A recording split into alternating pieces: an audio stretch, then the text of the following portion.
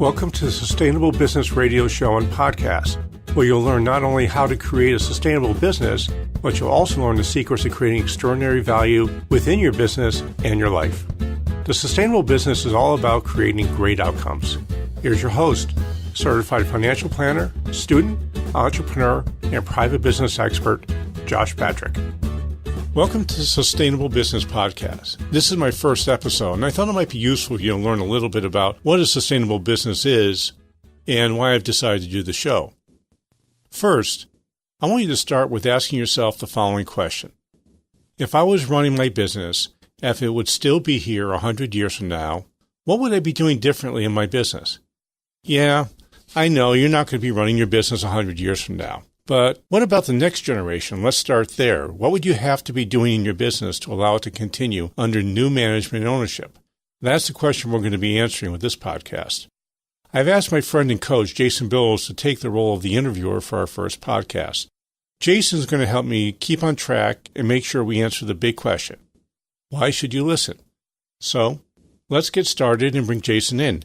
Hey, Jason, thanks so much for agreeing to be the host of my inaugural episode. Hey, Josh, thank you so much. I'm thrilled to be doing this, but I want to set you straight on something right from the beginning. I was the one who asked you if I could interview you. And I just think that that's really important because I think that I know things about you that perhaps would help the listeners out there to really understand why they should be listening to this podcast. So I'm honored to be able to interview you, but it was me who asked you to do the interview. All right?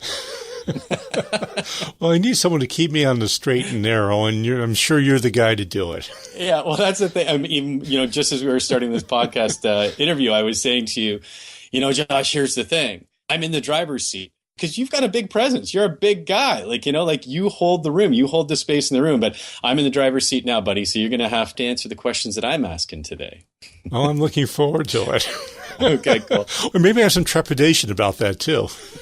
Yeah, you'll have to wait and see what the questions are going to be first, right? Yeah, I guess so. So here's the thing, Josh, is, you and I believe we first met at a conference, and then you and I have done a little bit of work together. We've been part of a mastermind group together. Here's a few things that I know about you that people should probably know right off the top. I think they need to know that you've been really successful in business in a few different areas, not only in having your own business, but also in being a really successful coach, helping other people with their businesses, coach, consultant. So that's one of the things that I know about you is about your success in business. I also know that you love skiing and you love the outdoors, which I think is kind of cool. You're not just one of these guys who sits behind a computer crunching numbers and giving advice. You actually get out and live your life. And I love that aspect that you have in your life of a real, not so much work-life balance, but a work-life integration. And I think that that's a really great quality that you have. And the other thing that I really know about you is that you've got a pretty dry sense of humor. And I'm going to be honest, sometimes it's not all that funny. Well, I can tell you a story. The first time I did a presentation, and that was about 40 years ago, my father came along with me. And he said, that was a great presentation except for one thing. Don't tell jokes. You're not funny. And I'm going to assume he was not a funny guy who thought he was too, right? No, actually, I don't think I'm funny, and I know my father doesn't think he's funny. We're just kind of no fun type of guys. That's all there is to it.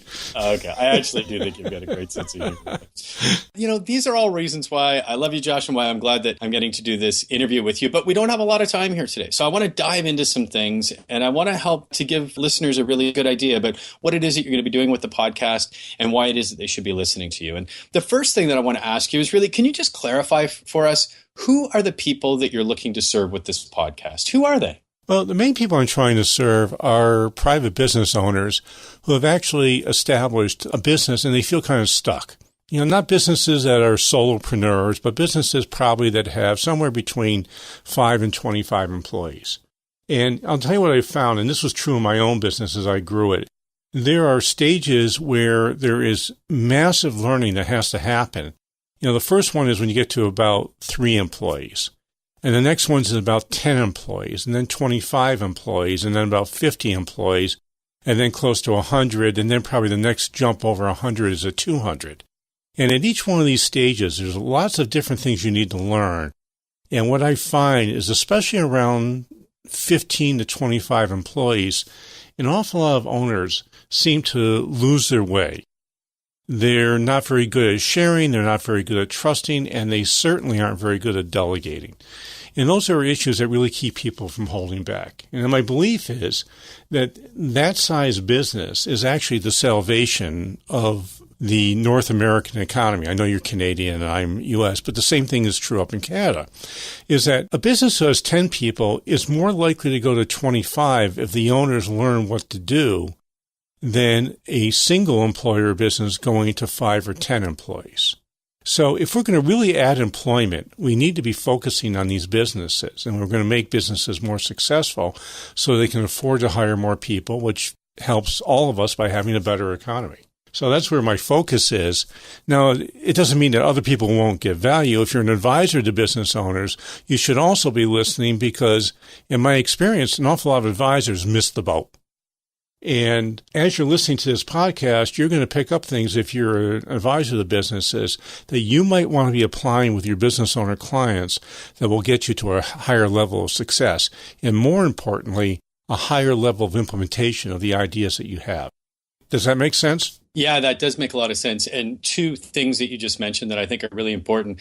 I like that idea of not just talking about things in theory, but also about being able to help, advisors or help business owners to implement things, actually put them into practice. But here's the thing that really struck me was that, you said that if you're an advisor to businesses of these sizes, that you should be listening so that you understand what their challenges are, what it is that they need to be doing. And that's one of the reasons why I'm going to be listening to this podcast regularly, because I have clients who fall into that size of a company, who are struggling with a lot of things with their growth. And, you mentioned the different milestones that people hit when they're growing and those unique challenges that they have. I know that for me, although I'm not necessarily working on the same systematic approach to growing the business, I'm working on other elements of the business owner's life and work. I know that that's going to be really valuable for me. Now, also for people that, let's say you're just a solopreneur right now, or you've only got a couple of people in your business. If you have aspirations to grow, then I think this will also be really helpful for people like that, because they're going to be able to learn in advance, what are the things that I need to look out for? What are the things that I need to avoid? Or what should I be working towards, even if I'm not yet there yet, Yeah, I think that's true. I think that your solopreneurs could get some value from it. And it really comes out of, do you want to be more than a solopreneur? There's an awful lot of folks I know in the single business owner category that are really happy being there, and they have really no interest in getting larger. For those who are interested in getting larger, this podcast will be really important because it could help you save thousands and thousands and thousands of dollars in mistakes that you might have made that you won't make because you learn what best practices are. Something that you mentioned sort of off the top, I guess, was you used that term sustainable business. And that's the name of the podcast as well, right? So what is sustainable business anyway? Why did you name the podcast that? And what does it really mean? What's your definition of a sustainable business? Well, that's a great question. First of all, most people when I say sustainable business think I'm talking about environmentally sustainable. And that's a piece, but it's not really what the podcast is about. A sustainable business is one that's economically viable and it actually creates a return on capital. And I'm not going to get into the complicated formulas that return on capital actually involves. But let's say you have a business that's doing $500,000 a year and you're making $50,000 a year in that business and you're paying yourself $60,000. So it's essentially $110,000 in free cash flow. That's not enough if you want to grow your business. So sustainable business is first thinking about profits first. And it's also saying, how do I get myself out of the way of the business? And this is why a lot of businesses never really grow, is everything has to run through the business owner. And the business owner becomes the bottleneck in the business. So if you aren't interested in becoming what I call operationally irrelevant or become a passive owner, then you're really never building a sustainable business. And finally, what a really sustainable business is, it's a business that you've created that other people would die to own. And it's not necessarily you're going to sell your business, but if your business is what we call sale ready, which means it's ready to be sold all the time, you have a business that's profitable, that's growing, that's fun to run, and other people think you're so cool, they just got to own it. And someday you're probably going to want to leave your business, and having the option of whether to sell it, pass it to managers, pass it to family, is really a good option. The other two, which is you liquidate a business or you go bankrupt, are not especially attractive. So if you're going to be sustainable, it's got to be a business that somebody else would want to own someday down the road. And as you say, even if you don't have that intention of selling, it's certainly nice to have the option. Yeah. My experience is once we actually get our clients to build a truly sustainable business, they don't want to sell it. In fact, most people walk in my office, I ask them, okay, what do we want to talk about? I said, I want to sell my business. I said, okay, great. When? Yesterday. And what that always tells me is they haven't built a sustainable business. They're involved in too much of the business. They've been doing it for 20 or 30 years. And frankly, these folks are burned out. And they don't have to be. And once we teach them, and it's really a pretty simple 4 or 5 things you need to do, they get to go from being too much involved in the business to becoming operationally irrelevant in business, and allows them to focus on the right things that really add value to a business. Well, let's touch on that a little bit. You said that there's these 4 or 5 key things, and I realize that there's probably a lot of work that needs to be done around those things. But if there were just 1 or 2 tips that you could give to a business owner, if they wanted to create a sustainable business like you're describing, what are the 1 or 2 things that they should start out with? Well, there's 2 things that they've got to do. One is that you have to learn how to delegate. And to learn how to delegate, there's 2 things that come into play. One is, do you trust the people that you're working with? And if you don't trust the people you're working with, then you've got the wrong people. So then you need to change your people. And the second thing is you have to learn a tolerance for mistakes. Now let's face it, we all make mistakes. And the problem I see with a lot of small businesses is the business owner pretends they never make a mistake. And any time something goes wrong, it's because of their idiot employees. And because they've got idiot employees, there's no way they can delegate real responsibility to them. And I can tell you, every statement I just made is absolutely 100% false. Your employees aren't idiots. They want to do a great job. And if they're not able to do a great job, you should really look in the mirror, not blame your employees. It's likely your systems aren't very good and your processes aren't very good and your expectations have not been set for what you really want your people to do. And they're trying to make it up all along. Fact is, your employees don't want to make it up. They want to know what they need to do for success. And it's your job as the business owner to make sure that they actually get that. So to give you a long answer to a short question, it's really 2 things. Learn to trust your people and have a high tolerance for mistakes. But there is one more thing I have to say about mistakes, is that when someone makes a mistake, you always have to ask them this question: what did you learn? Because if we don't learn something from our mistakes, then the mistakes we're making were just a complete waste of time.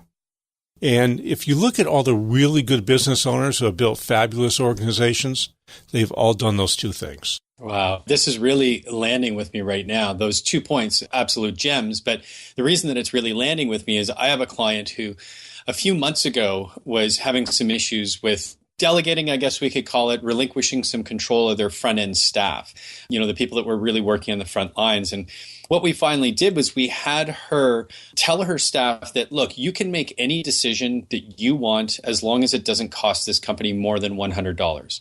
And what ended up happening was the staff said, great. And they felt like they had all this freedom.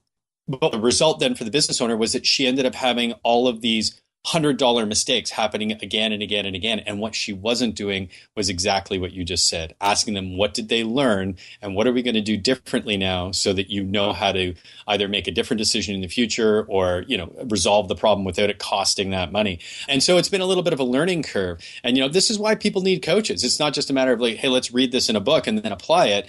Being able to work with somebody who's kind of been through this before, who's seen the ups and the downs of trying to implement some of these different things and really figuring out what it means to integrate these things into a business is key.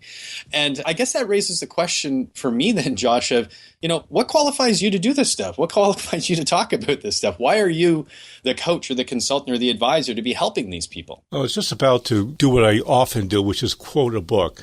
Let me tell you a little bit about my history, then I'll tell you my quote. When I was 24 years old, I graduated from college, and the easiest thing for me to do was to go into family business, which ended up being a good thing, but it started off as being a disaster because my father and I only fought like cats and dogs. And he sent me to one location out of town he wanted me to close down. Instead, I picked up 4 or 5 new accounts, and he said, I don't want to go there anymore, so you buy it from me. And I did. So I had 1.5 employees. I was the one employee, and I had a part-time person working with me.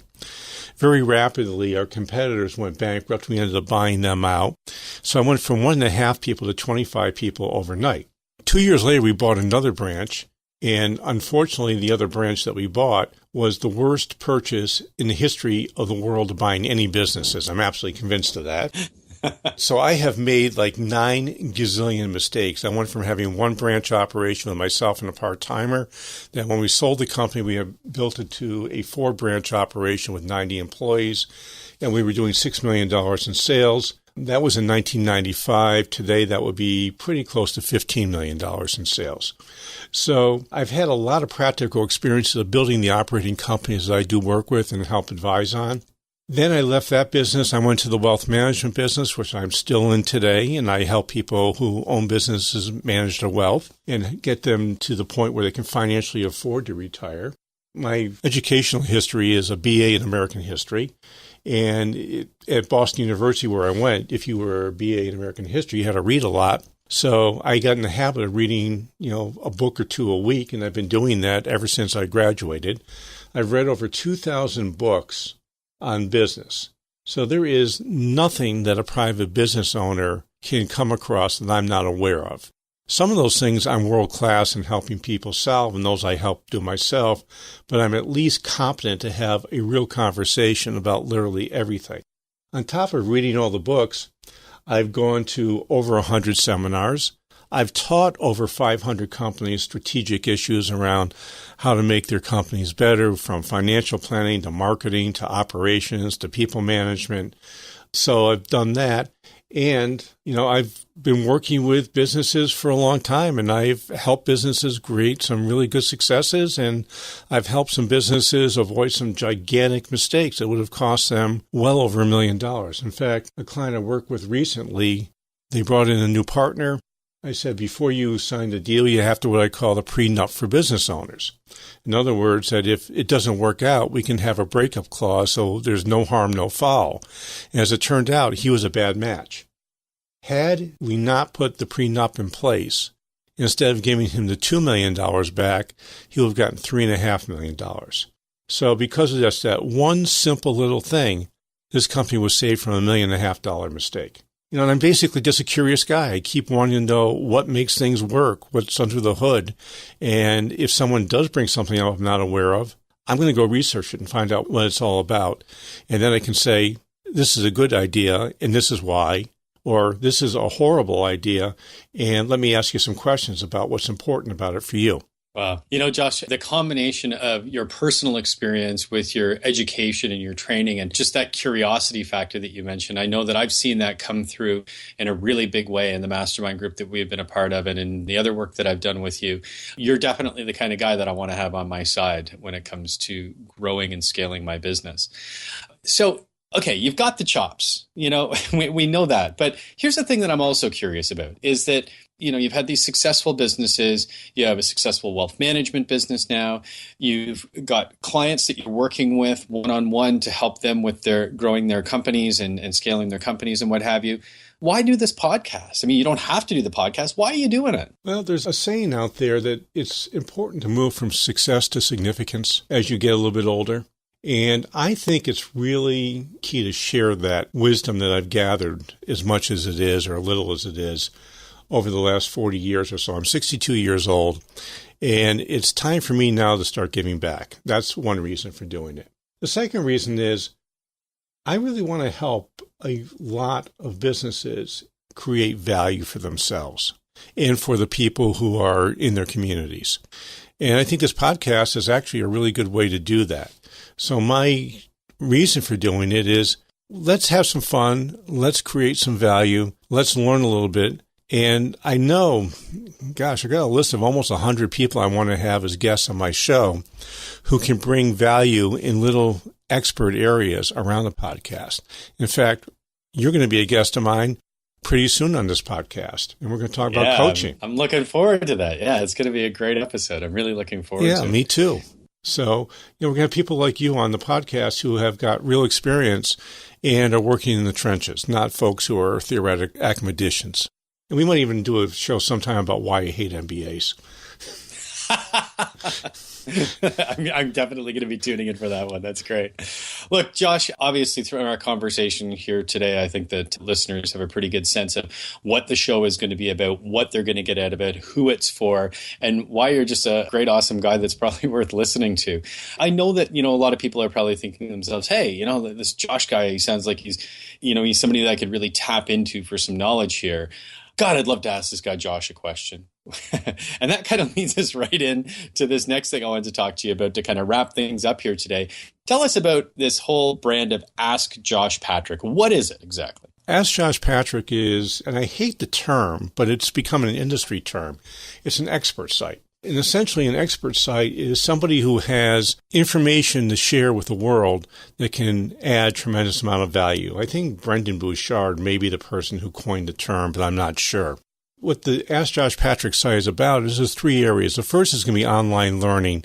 And if you go to www.askjoshpatrick, you're going to see a button on our homepage that says take our survey.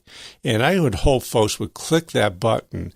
And it's basically a 3-question survey. And the 3 questions are, what is the biggest problem that you're facing? What is the biggest opportunity that you're not taking advantage of? And the third question is, what keeps you up at night? Now, based on the answers that I gather from the business community, and I've been asking these 3 questions for about 6 months now, will be the type of courses that we develop for online courses. The second step people can take is they can join a mastermind group. Now, our mastermind groups are not coaching groups. They're true peer-to-peer groups. And the reason I'm doing it as a true peer-to-peer group with a moderator being me is that my belief is that business owners really know what they need to be doing. And nobody in your organization is going to tell you the truth. That's just the way it works, and it's the facts of life. But other peers will tell you the truth, and they'll tell you where you're doing things right. They'll tell you where you're doing things wrong. In our moderated mastermind groups, it's not going to be people getting and pointing fingers. The rule is you have to ask questions about what they would like to have happen during the conversation. And then for those who want really customized work and they believe that they've got the ability to create massive value in their business, then you might want to think about hiring me as a one-on-one coach or a one-on-one mentor to help you through. And Ask Josh Patrick is going to have an awful lot of support material, blog posts, podcasts, videos that are going to help you have a more successful business. So that's where it is. And if you're interested in getting more information, my email address is josh@askjoshpatrick, or you can do jpatrick, the letter J, Patrick, at Stage 2 Solution. That's solution singular and 2 as a numeric. So it's jpatrick at Stage 2 Solution, or josh@askjoshpatrick. And right. When you go to Ask Josh Patrick and you think you have something that would be really interesting to talk with me about, there's a form for you to set up a conversation with me. You'll have to fill out a short questionnaire, and then I'll be prepared to have a 20 or 30-minute conversation that allows you to evaluate whether a mastermind or a one-on-one coaching might be something that would be good for you. Right. Yeah, Ask Josh Patrick sounds like it's going to be an incredibly valuable resource for people. And, here's one of the things that I love. I love that you're creating these mastermind groups as mastermind groups, not coaching groups. I think that that's really valuable in the sense that, as you say, having your peers be able to give you that feedback and really be able to tap into people in perhaps other industries, competitive industries, complementary industries, what have you, to have those different perspectives and have people tell you like it is. I think that that's really valuable. I know that I have access to a number of different mastermind groups that I could be a part of. And I use that term mastermind groups pretty loosely because it's really the ones that kind of come up a lot of the time for me are ones where there's a bunch of people that are looking to get together and connect because they're lonely in their solopreneur business lives. But, having the mastermind groups like you have, where you're really curating that group and putting that group together in such a way that it's going to deliver value that's going to be relevant to each of those members, I think is hugely valuable.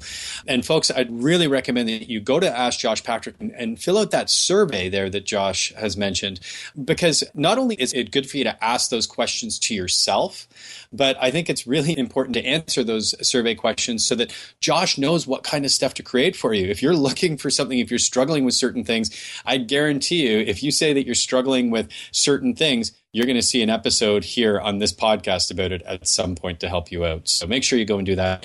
Josh, I want to wrap things up here right now and just say thanks for letting me ask you some questions today and interview you today. I've got a much clearer idea of what this podcast is going to be about.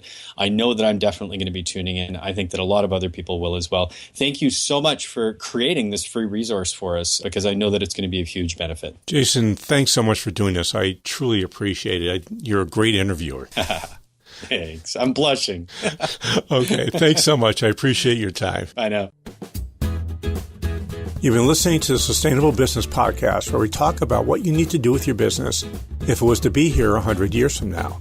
If you like what you heard and want more information, please contact me at 802-846-1264 extension 2, or visit us on our website at www.stage2solution.com, and that 2 is the number 2, or you can send me an email at jpatrick@stage2solution.com.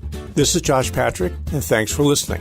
I hope to see you soon for another edition of The Sustainable Business.